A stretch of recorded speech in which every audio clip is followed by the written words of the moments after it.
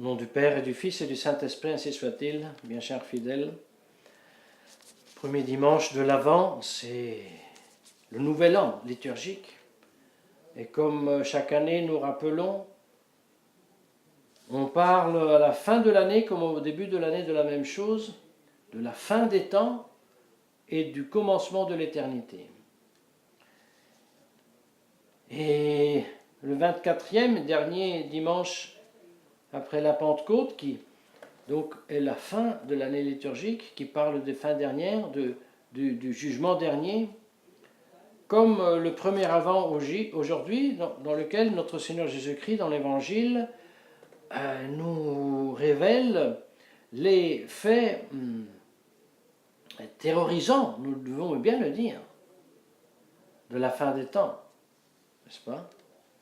Avec tout ce qui se passera, les paroles bien auparavant, un peuple se soulèvera contre un peuple, un royaume contre un autre royaume, les tremblements de terre, la peste, les famines dans divers lieux, les signes dans le soleil, dans la lune, dans les étoiles. Et tout cela, pourquoi? Pour nous terroriser? Oui et non. Non, parce qu'il ne s'agit pas de nous terroriser comme le font les médias que nous pouvons quand même appeler les haut-parleurs de Satan, qui tendent à jeter l'âme et ainsi l'humanité dans le désarroi, dans la désespération, dans la perte de la foi, dans l'éloignement de Dieu. Jésus-Christ aussi terrorise, mais bien avec un autre but. Celui de nous secouer, comme le dit aujourd'hui saint Paul dans l'Épître, de nous secouer pour nous réveiller du profond, de notre profond sommeil. Quel est ce profond sommeil? Si ce n'est pas directement le péché, c'est le fait de vivre complètement absorbé dans les affaires du siècle, même si elles sont légitimes.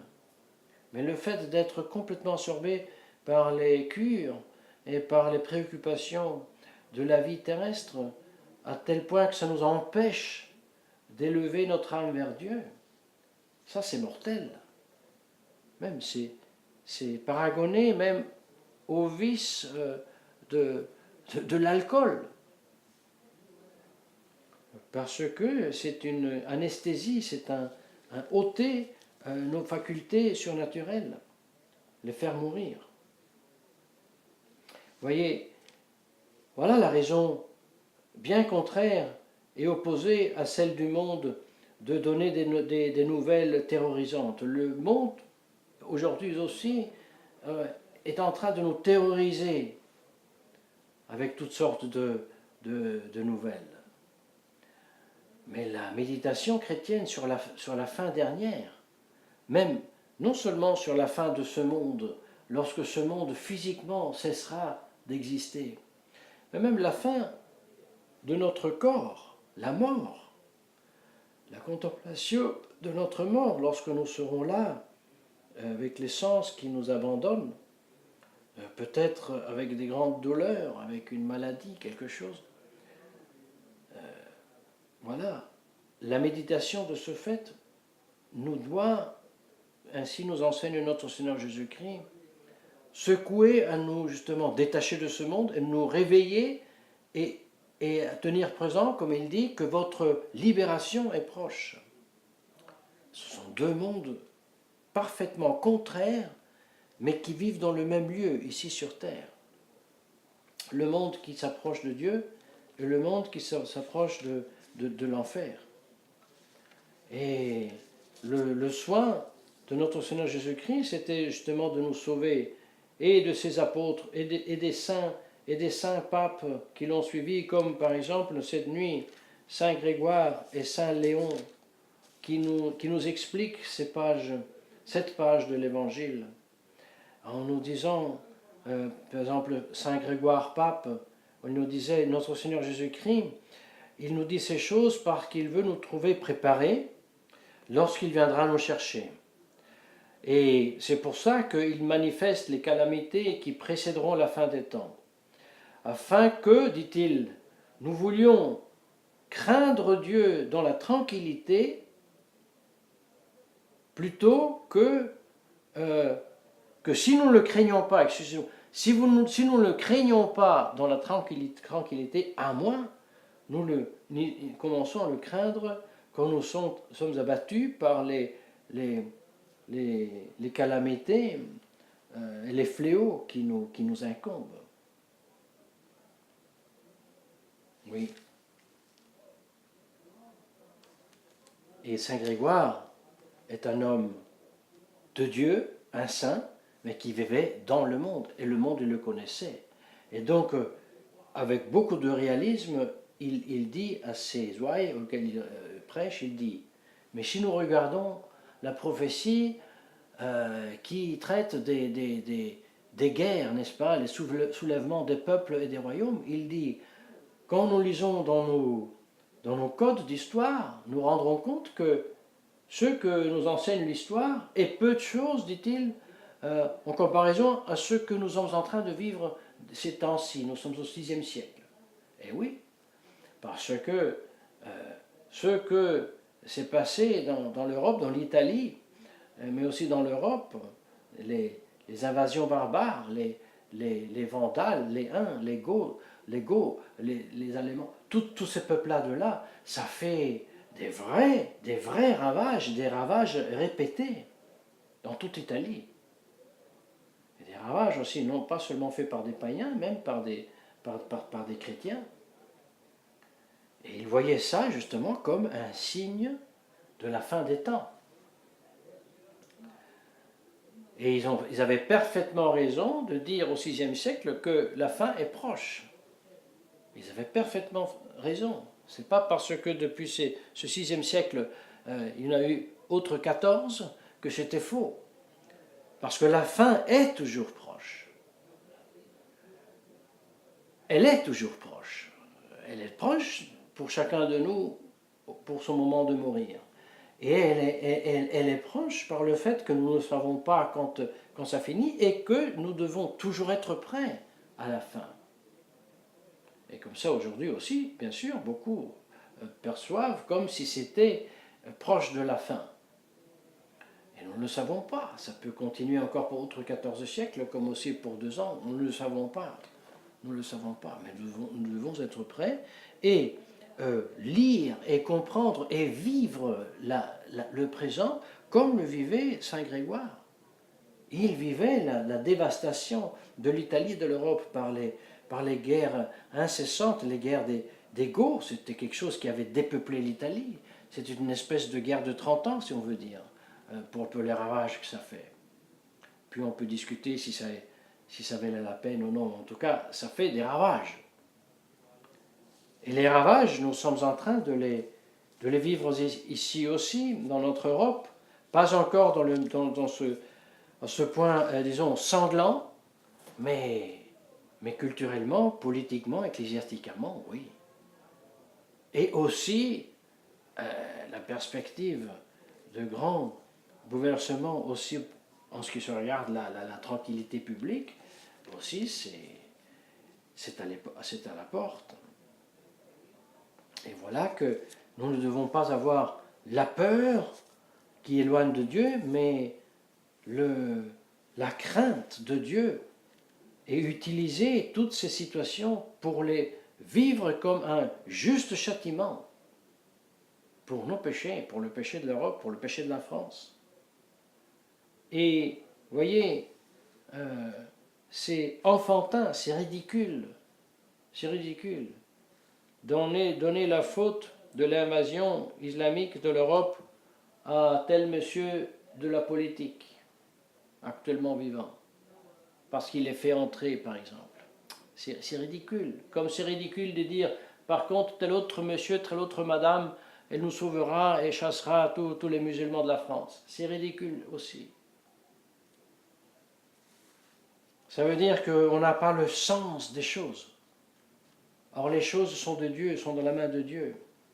Et ce que nous sommes en train de vivre, non pas seulement en France, mais en Italie, en Europe, en Allemagne, c'est un châtiment de Dieu pour une chrétienté qui a abandonné son Dieu. C'est ça que nous sommes en train de vivre.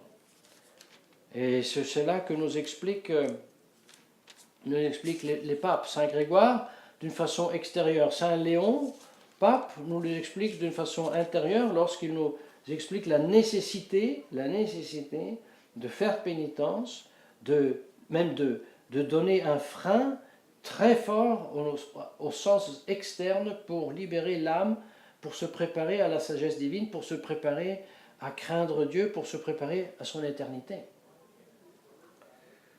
Nous ne pouvons pas maintenant lire ensemble tout ce que nous dit Saint Léon Pape, mais c'est très important. Lorsqu'il rappelle les paroles de notre Seigneur qui nous dit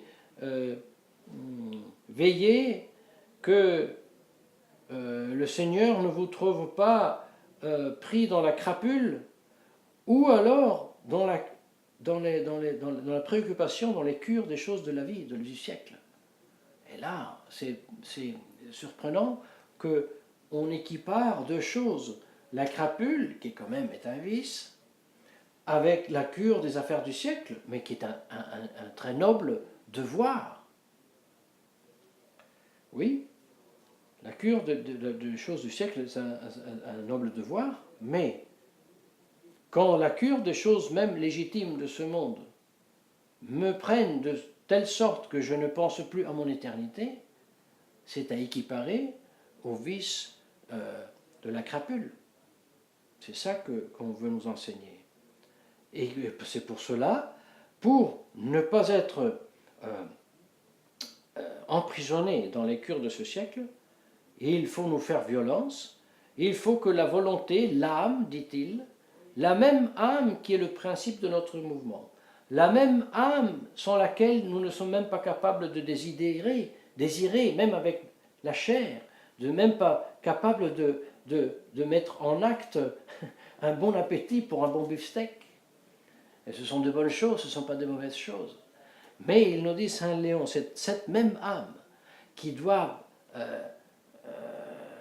mettre un frein à ses sens extérieurs, un puissant frein pour libérer l'âme afin qu'elle puisse, dans son intérieur, s'élever aux choses divines. Vous savez, ce sont des choses très simples et si magistralement dites par notre saint pape Léon, mais ce n'est pas toujours aussi simple à mettre tout cela en pratique. Parce que quelqu'un pourrait objecter, oui, mais ça, ce sont des discours à faire aux carmélites, aux clarisses, parce qu'elles n'ont pas la cure de la vie, parce qu'il y a une sœur qui s'occupe d'aller faire d'acheter ce qu'il faut pour manger, de faire toutes les besognes de la vie, de la vie matérielle. Elles sont dedans, dans leur couvent, appris à chanter. Mais ça ne vaut pas pour nous. Nous, on doit travailler, on a la femme, les fils, il faut manger, il faut faire... Oui. Ce que enseigne ici l'Évangile, et après l'Évangile, et avec l'Évangile, les apôtres et les saints papes, c'est que c'est dans cette vie que nous devons vivre pour l'éternité. C'est en faisant les cures de cette vie, en faisant le devoir d'État, que l'âme doit être intérieurement libérée pour se préparer au ciel. Et c'est là le combat. Et pour ne pas avoir fait ce combat, voilà que l'âme est punie si elle ne l'a pas fait, ou alors un peuple entier est puni s'il ne l'a pas fait. Et comme ça, l'Europe est punie maintenant pour avoir abandonné son Dieu. L'Europe religieuse et l'Europe civile. Toute l'Europe.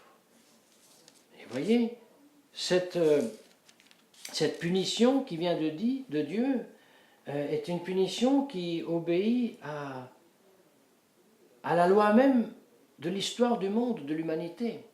Et c'est pour cela, dans la première lecture, de cette nuit, on nous donne en lecture, la Sainte Mère Église nous donne en lecture le prophète Isaïe, qui, 8 siècles avant Jésus-Christ, parlant du peuple de Dieu et prononçant les paroles de Dieu même, qui dit de son peuple, j'ai nourri des fils et je les ai exaltés, et eux, ils m'ont méprisé.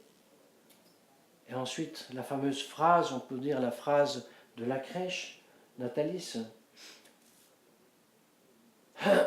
Le bœuf a connu son padron, l'âne, la greppia de son padron, de son parent, mais Israël ne m'a pas reconnu. Mon peuple ne tend pas vers moi. Et maintenant, les grandes menaces, gare aux gens qui pêchent, au peuple plein d'iniquité, à la mauvaise semence, aux fils scélérés. Ils ont abandonné leur Seigneur, ils ont blasphémé le Saint d'Israël, ils lui ont tourné le dos. Et maintenant la phrase la plus mystérieuse, qui peut-être est celle qui révèle ou illustre ce que nous pourrions dire être aujourd'hui le plus grand châtiment que l'humanité est en train de subir. Et peut-être justement le troisième secret de Fatima, c'est une supposition, que lorsque Dieu dit « Pourquoi vous châtiez davantage ?»